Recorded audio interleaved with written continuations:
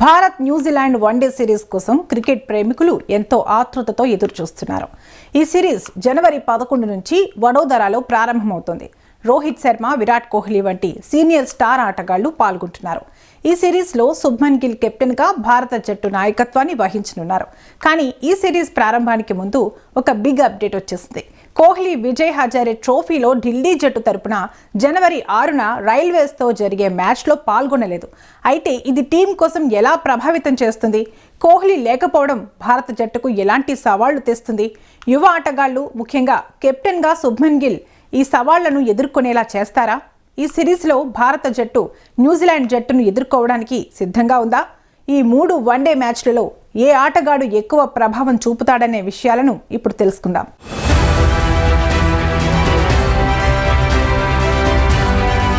విరాట్ కోహ్లీ గత కొన్ని నెలలుగా అద్భుతమైన ఫామ్లో ఉన్నాడు. విజయ్ హజారే ట్రోఫీ 2025, 2026 సీజన్లో ఢిల్లీ తరపున మొదటి 2 మ్యాచ్లు ఆడాడు. మొదటి మ్యాచ్లో 131 పరుగులు, రెండో మ్యాచ్లో 77 పరుగులతో player of the match award సాధించాడు. అభిమానులు సైతం ఆనందించగా క్రీడా వర్గాలు పొగడ్తలతో ముంచెత్తాయి. కానీ తర్వాతి మ్యాచ్లకు వ్యక్తిగత కారణాల వల్ల దూరంగా ఉంటున్నట్లు చెప్పాడు. దీంతో జనవరి 6న ఆలూరులో రైల్వేస్ మ్యాచ్లో కోహ్లీ ఆడటం లేదు.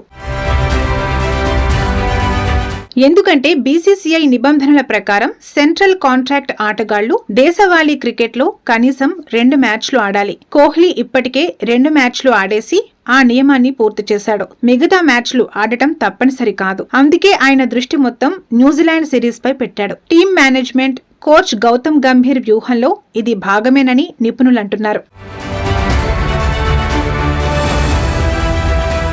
కోహ్లీ గైర్హాజరీకి అధికారిక కారణం ఏమీ చెప్పలేదు. ఇది సిరీస్ సన్నద్ధతలో భాగంగా ఢిల్లీ కోచ్ డీడీసీఏ అధికారులు కూడా ఇది షాక్ కాదని సిగ్నల్ ఇచ్చారు. గతంలో డీడీసీఏ అధ్యక్షుడు రోహన్ జైట్లీ కోహ్లీ ఆడతాడని చెప్పినా ఇప్పుడు ప్లాన్ మారింది. ఢిల్లీ జట్టుకు కాస్త నిరాశ కలిగినా భారత జట్టుకు ఇది మంచి వార్త అని చెప్పవచ్చు.